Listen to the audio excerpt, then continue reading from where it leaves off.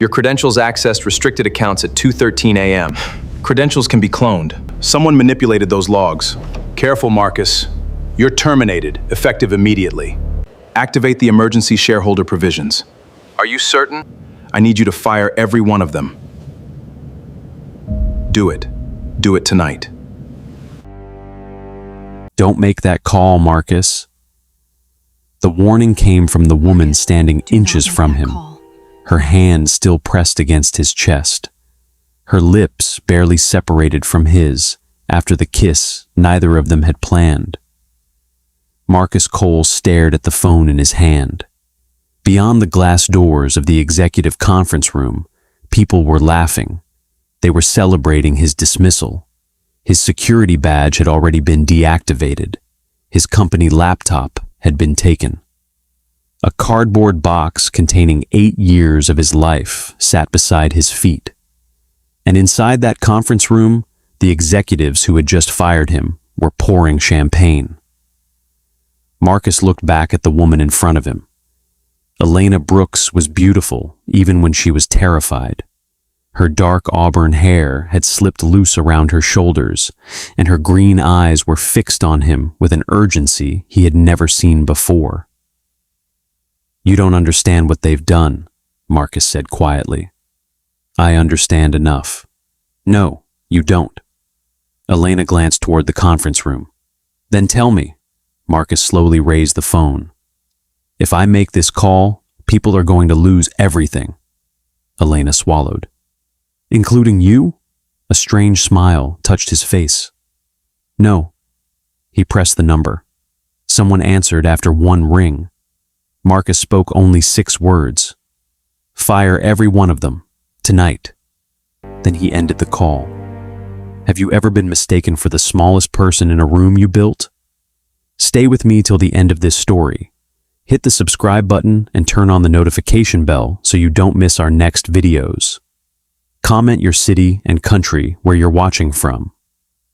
Across the hallway, the conference room doors opened, and the first person to stop smiling was the CEO. 3 hours earlier, Marcus had been standing barefoot in his kitchen making pancakes for his 8-year-old daughter. "Dad, that one looks like Florida." Marcus examined the pancake. "It looks nothing like Florida." "It does if Florida exploded," he laughed. "Eat your breakfast, Ava." Their small townhouse outside Atlanta was nothing like the mansions owned by the executives Marcus worked with. There was a crack in one kitchen tile. Ava's drawings covered the refrigerator, and the dining table had one chair that wobbled whenever anyone leaned too far to the left. Marcus loved every inch of it.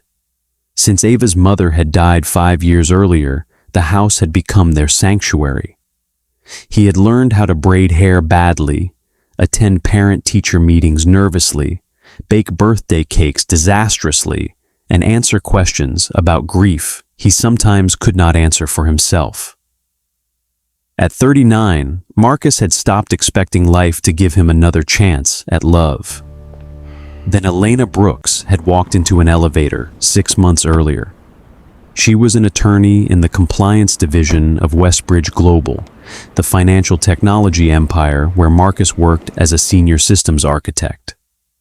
Their first conversation had lasted 23 floors. Their second lasted through lunch. By the third, Marcus had realized something dangerous. He liked her. A lot. But workplace gossip was brutal, and Marcus had spent years building a reputation as the quiet man who solved impossible problems without demanding recognition, so they kept their growing relationship private. Ava knew, of course. Children always knew. That morning, she watched Marcus straighten his tie. "You're seeing Elena today." Marcus froze. "What makes you say that?" "You use the expensive cologne." He stared at her. "You are 8. And observant." He laughed and kissed her forehead. "Mrs. Carter is picking you up after school. Homework before cartoons." "Yes, sir." Marcus reached the front door. "Dad?" He turned. Ava smiled. Tell Elena I said you should marry her. Marcus nearly dropped his keys. Ava. What? He shook his head, smiling as he walked outside. He had no idea that by lunchtime, his career would apparently be over. Westbridge Global occupied 40 floors of one of downtown Atlanta's newest towers. Marcus arrived at 8:17. At 8:19, his badge failed. He tried again. Red light. The security guard looked uncomfortable. Mr. Cole, could you wait here? Marcus frowned. Why? Before the guard could answer, 3 executives appeared from the elevator. Victor Langford, CEO, Bryce Harrington, Chief Financial Officer, and Cynthia Vale, Head of Human Resources. Marcus knew immediately something was wrong. Victor approached wearing the expression powerful men used when they had already decided someone else's fate. Marcus, conference room. Good morning to you too. Victor didn't smile. Inside the room, Cynthia placed a folder on the table. Marcus remained standing. What is this? Sit down, Victor said. I'm comfortable. Bryce leaned back. You've been accused of unauthorized access to restricted financial systems. Marcus stared at him. Then he laughed once. Nobody else did. You're serious? Cynthia opened the folder. We have system logs showing your credentials accessing confidential acquisition accounts at 2:13 yesterday morning. I was asleep at 2:13 yesterday morning. The credentials were yours. Credentials can be cloned. Bryce smiled. You designed the authentication architecture. Exactly, which is why I know how easily logs can be manipulated by someone with administrator access. Victor's eyes hardened. Careful. Marcus looked around the room. There it was. Fear. Not anger. Fear. They were hiding something. What did I supposedly steal? Cynthia hesitated. Bryce answered. Confidential information. What information? That is irrelevant. Marcus slowly sat down. No, that is the only relevant question. Victor leaned forward. You are being terminated effective immediately. Marcus stared at him. Without an investigation? We investigated. When? Silence. Marcus looked at Cynthia. She lowered her eyes. That told him everything. This isn't an investigation, Marcus said. It's a setup. Bryce stood. We're done here. Marcus did not move. Who authorized my termination? Victor smiled. I did. Marcus studied him for several seconds. That smile would come back to haunt Victor. Interesting. Security entered. Marcus was escorted to his office. People watched. Some pretended not to. Others whispered. Marcus packed photographs, notebooks, a coffee mug Ava had painted, and an old chess piece he kept beside his monitor. Then Elena appeared. She stopped when she saw the box. What happened? Marcus looked towards security. I've been fired. Her face changed. For what? Apparently, I became an international cyber criminal overnight. Elena stepped closer. Marcus, this isn't funny. I know. She lowered her voice. I need to talk to you privately. Elena. Now. Something in her expression silenced him. She led him toward an unused conference room. The moment the door closed, Elena locked it. Marcus stared. What is happening? I found something. She opened her tablet. Documents appeared. Wire transfers, shell companies, offshore accounts. Marcus's expression sharpened. Where did you get these? Compliance audit. He scrolled. One name appeared repeatedly. Harrington Strategic Holdings. Bryce. Marcus looked up. How much? $38 million that I can prove. Marcus's jaw tightened. And Victor? I think he authorized it. Marcus continued scrolling. Then he saw something that made his blood run cold. His employee identification number, his credentials, his digital signature. They're framing me. Yes, Marcus looked at Elena. You knew before I walked into that meeting? I discovered the forged authorization 40 minutes ago. Why didn't you warn me? I tried. Your phone had already been disconnected from the company network. Marcus stepped away. They're going to report me. Probably. To federal investigators? Yes. And they think firing me makes the story believable. Elena nodded. Marcus exhaled slowly. Then something unexpected happened. Elena hugged him. Marcus froze. They had been careful for months. Coffee dates across town, late evening walks, quiet dinners. Nothing inside Westbridge. But now Elena held him as though she was afraid he might disappear. I'm sorry, she whispered. Marcus rested his hand against her back. You didn't do this. I should have discovered it sooner. You discovered it. She pulled back. Their faces were close, too close. Marcus looked into her eyes. Elena, I know. We're inside the office. I know. This is probably the worst possible moment. I know. Then she kissed him. It wasn't polished or cautious. It was frightened and emotional and completely real. For several seconds, Marcus forgot about Victor, Bryce, the accusation, and the career collapsing around him. There was only Elena. When they separated, she whispered, I've wanted to do that for months. Marcus almost smiled. You picked an interesting day. You're impossible and unemployed. Despite everything, she laughed. Then someone tried the door. They jumped apart. Marcus, Cynthia called from outside. Security is waiting. Elena quickly transferred the documents to a private encrypted drive. I'm coming with you. No, Marcus. If they know you found this, you become a target. I already am. He stared at her. She was right. They walked out separately. Marcus carried his box through the corridor while executives watched. Victor stood near the conference room doors with Bryce. Bryce smiled. Good luck, Cole. Marcus stopped. He looked directly at him. You're going to need it more than I will. Bryce's smile disappeared. Marcus continued walking. He reached the lobby before his personal phone vibrated. A message. Unknown number. Your daughter's school is Northfield Academy, correct? Marcus stopped breathing. Another message arrived. Walk away quietly. His fingers tightened around the phone. Elena saw his expression. What? Marcus showed her. The color drained from her face. Ava. He immediately called the school. Northfield Academy. This is Marcus Cole, Ava Cole's father. Is my daughter there? One moment.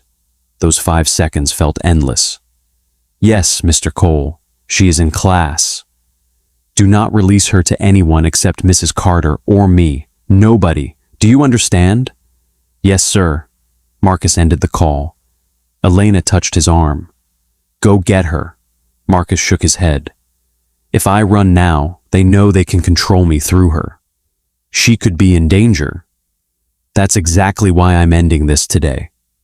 He looked back toward the elevators. Elena, how much do you know about Westbridge? She frowned. What do you mean?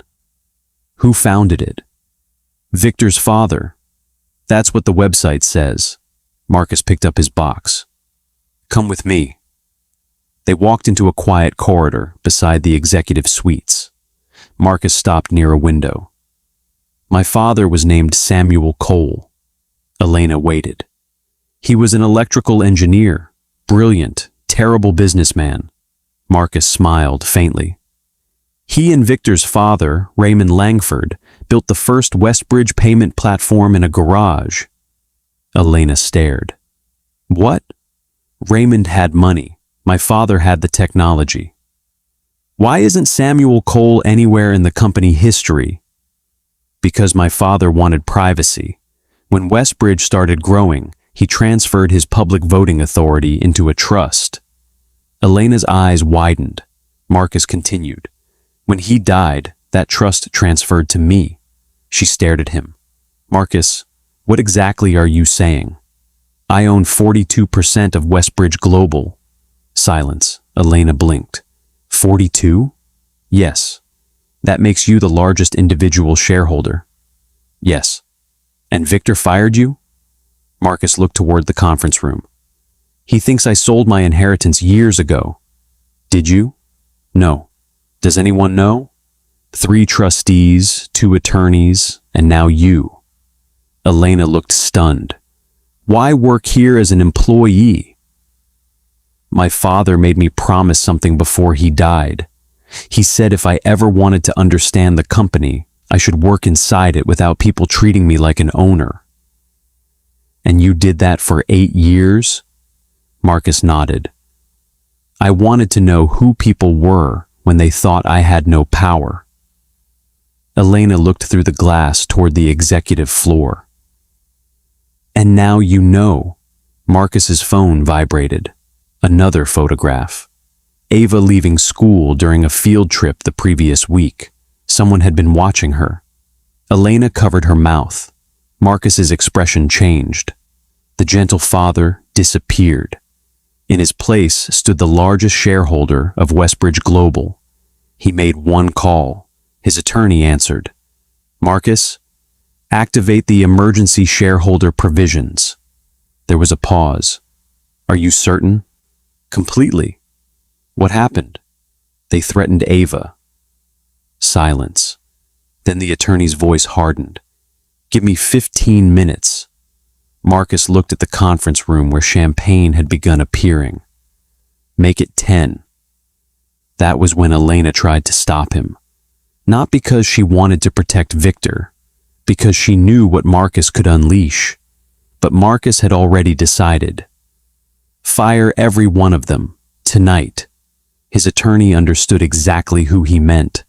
The executives directly involved in the fraud. 9 minutes later, Victor's phone rang. Marcus watched through the glass. Victor answered casually. Then his smile disappeared. Bryce stopped, pouring champagne. Cynthia stood. Victor turned toward Marcus. The conference room went silent. Marcus remained in the hallway with Elena beside him. Victor stormed through the doors.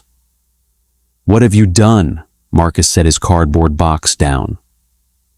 I believe the technical term is corporate governance.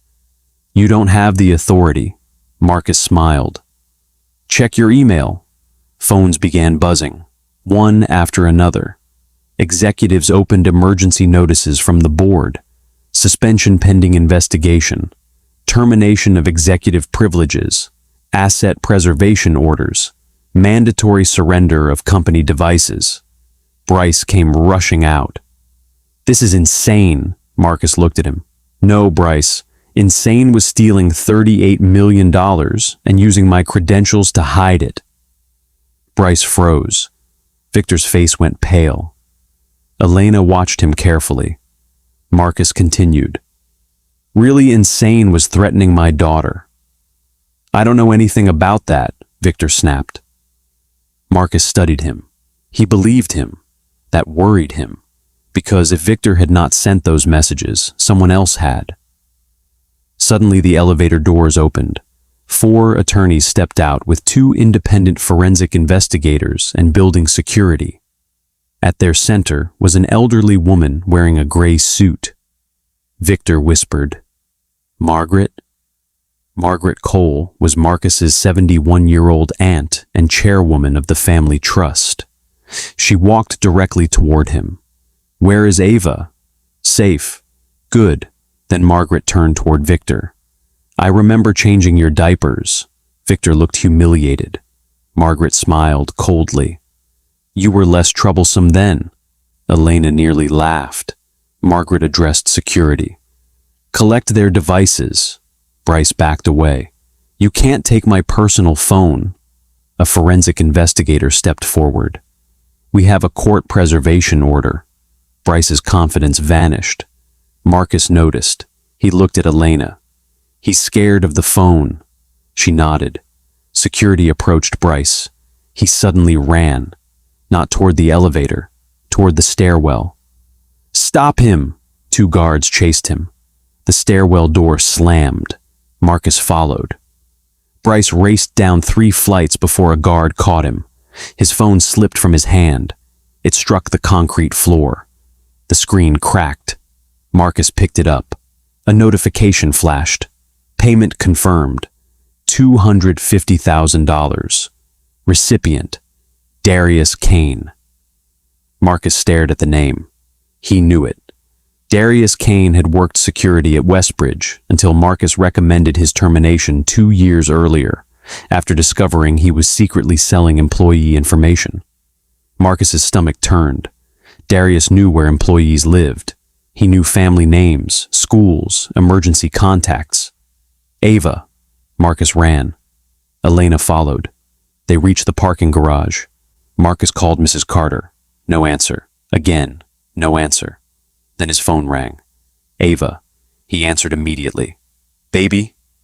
"Daddy?" She was crying. Marcus's heart stopped. "Where are you?" "I don't know." "Ava, listen to me. Are you hurt?" "No." "Who were you with?" "A man said Mrs. Carter sent him." Marcus closed his eyes. "Can he hear you?" "I'm in a bathroom." "Lock the door." "I did." "Look around. Tell me what you see."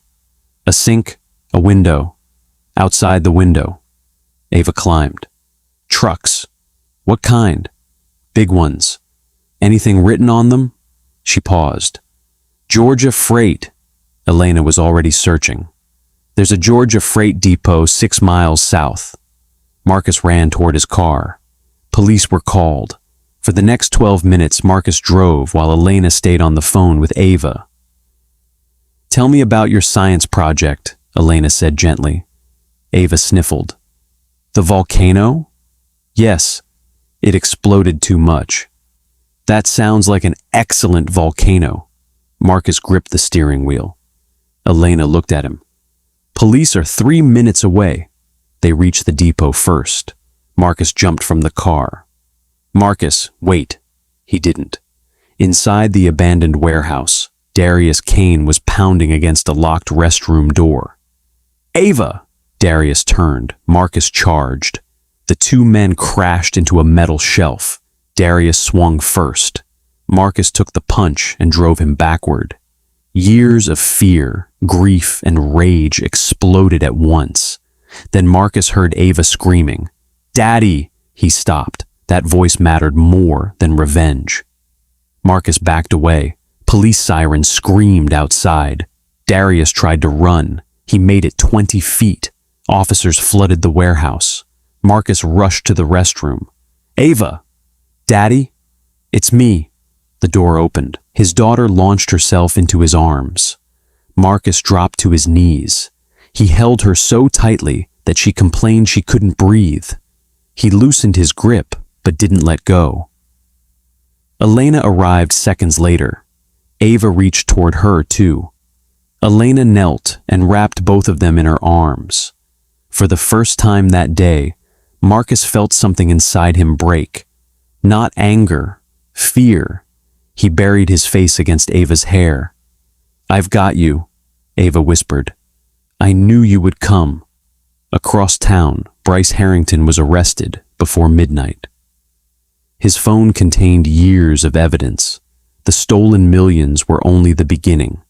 Bryce had manipulated contracts, accepted kickbacks, sold confidential customer data, and secretly funded Darius's attempt to intimidate Marcus. Victor had participated in the financial cover-up, but had known nothing about Ava. That distinction saved him from the most serious charges. It did not save his career. 3 weeks later, Westbridge held an emergency shareholder meeting. Marcus entered through the same lobby where security had escorted him out, carrying a cardboard box. This time, nobody stopped him. Employees whispered as he passed. News of his ownership had gone viral. The fired single dad was secretly the company's largest shareholder. Financial media called it the Westbridge Reckoning. Marcus hated the nickname. Ava loved it. Inside the auditorium, hundreds of employees waited. Marcus walked onto the stage. He wasn't wearing an expensive designer suit. He wore the same dark blue jacket he had worn to work for years. "I spent 8 years inside this company as an employee," he began. The room quieted. "I saw brilliant people ignored because they didn't have the right connections. I saw hard-working employees blamed for mistakes made by executives.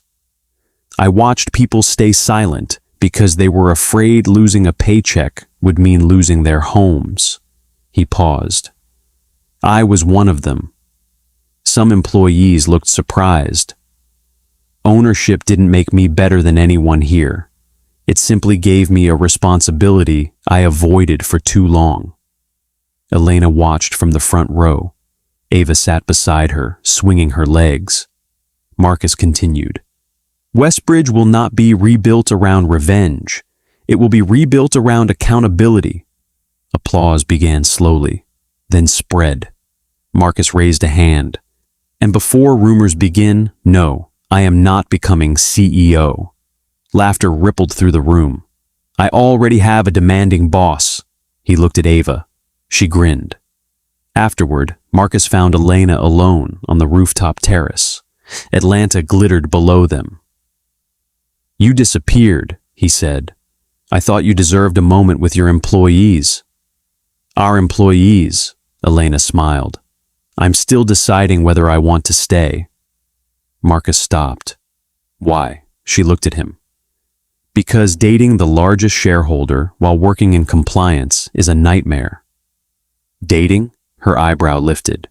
"You object to the terminology?" "No, I was just making sure we had officially reached dating." Elena laughed. Marcus stepped closer. "I have another solution." "I'm listening." "Leave Westbridge." Her smile disappeared. "That sounded terrible." "I know. Let me finish. You have approximately 5 seconds. Start your own compliance consultancy." She stared. "You've talked about it for years." "How do you know that?" "You talk in your sleep." "I have never slept beside you." Marcus smiled. "You fell asleep on my couch during the Braves game." "That does not count." "It absolutely counts." She shook her head, laughing. Marcus became serious. "You helped expose something nobody else was brave enough to touch. You deserve to build something that belongs to you." Elena looked at the skyline. "What if I fail?" Marcus stepped beside her. "Then you fail," she frowned. "That's your motivational speech?" "And then you get up." She smiled. "Better." Marcus took her hand. For several seconds, neither spoke. Then Elena looked at him. "What happens now?" Marcus thought about the question. His life had changed in 24 hours. His secret was gone. His daughter had survived something no child should experience. Men he had trusted were facing prison. The company his father helped build was finally becoming his responsibility. But standing beside Elena, Marcus realized the answer was surprisingly simple. "Tomorrow morning I make pancakes." Elena laughed. "That's it?" "Ava expects them." "And after pancakes?" "I take her to school." "Then?" Marcus turned toward her. "Then I take you to dinner." Elena stepped closer. "Are you asking me on a date?" "I thought we established that." "You're terrible at romance." "I was fired yesterday. My confidence is recovering." She laughed again, then she kissed him. This kiss was different from the first. There was no panic, no locked conference room, no executives outside, no threat hanging over them, only the city lights and the quiet possibility of something new. 6 months later, Marcus stood in the kitchen, flipping pancakes. One landed on the floor. Ava stared at it. Elena stared at it. Marcus looked down. Nobody saw that. We both saw it, Ava said. Elena nodded. Definitely. Marcus pointed the spatula at them. This household lacks loyalty. Ava giggled. Elena walked over and kissed his cheek. You'll survive. The television behind them was playing a business report. Westbridge Global had recovered millions in stolen assets. A new independent board had been appointed. Employee retention had risen sharply, and a profit-sharing program Marcus had insisted upon was being introduced. A photograph of Marcus appeared on the screen. Ava gasped dramatically. Dad, you're famous again. Marcus reached for the remote and switched it off. Breakfast. Ava looked between Marcus and Elena. Did you ask her yet? Elena frowned. Ask me what? Marcus froze. Ava. His daughter covered her mouth. Oh. Elena slowly turned toward him. Marcus? He closed his eyes. The carefully planned dinner reservation, the rooftop, the flowers, the ring waiting upstairs, all ruined by an 8-year-old who apparently had no respect for classified information. Ava slid off her chair. I'm going to my room. You're eating breakfast. I suddenly need privacy. She ran. Elena folded her arms. What exactly were you planning to ask me? Marcus looked toward the stairs, then back at Elena. You know, firing an entire executive team was easier than this. Her expression softened. Marcus walked toward her. He took her hands. Months earlier, he had believed losing his job was the worst thing that could happen to him. Instead, it exposed the people who had betrayed him. It forced him to stop hiding from the legacy his father had left behind. And somehow, in the middle of corruption, danger, and a corporate scandal that nearly destroyed everything, it had brought him closer to the woman standing before him. Marcus smiled. I had a better speech planned. I'm sure you did. It involved a rooftop. Sounds expensive. Flowers. Predictable. A violinist. Elena laughed. You hired a violinist? He has excellent reviews. She moved closer. So what are you going to do now? Marcus looked into her eyes. Improvise. He reached into his pocket. Elena's laughter disappeared when she saw the ring. From upstairs came a muffled scream. Do it, Dad! Elena burst out laughing. Marcus shook his head. Then he lowered himself onto one knee, and for once, the man who had stared down corrupt executives survived betrayal, protected his daughter, and reclaimed his father's empire, found himself completely terrified.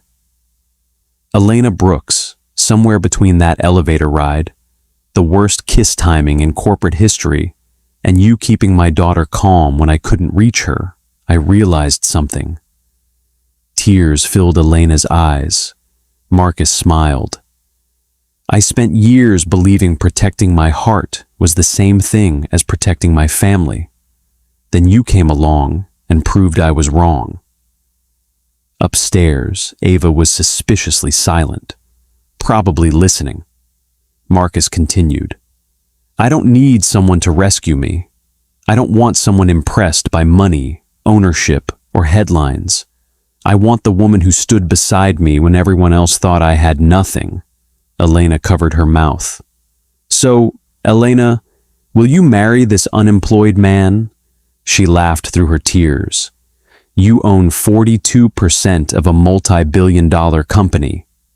Technicality. Yes. Marcus blinked. Yes to the technicality? Marcus. She pulled him to his feet. Yes, I'll marry you. Ava came flying down the stairs, screaming. Marcus barely had time to put the ring on Elena's finger before his daughter crashed into both of them. The three stood laughing in the middle of that imperfect little kitchen, beside the cracked tile, the wobbling chair and the pancake still lying forgotten on the floor. Marcus could have bought a mansion. He could have moved into the penthouse Victor once bragged about. He could have surrounded himself with every symbol of wealth he had spent years hiding. He did none of those things, because the most valuable thing his father had left him was never 42% of Westbridge. It was the lesson Marcus had finally understood. Power did not reveal a person's character. It revealed what had been there all along. Victor used power to control. Bryce used it to steal. Marcus had hidden from his. But when someone threatened the people he loved, he finally used it. Not to become the kind of man who had humiliated him, but to make sure men like them could never do it to someone else again. Months earlier, Victor Langford had looked across a conference table at Marcus Cole and believed he was firing an ordinary employee, a black single father, a quiet systems architect, a man carrying a cheap coffee mug and worrying about getting home in time to help his daughter with homework. Victor had mistaken humility for weakness, and it cost him everything. Because Marcus Cole had never been powerless. He had simply never needed anyone to know how powerful he really was. Until the day they fired him.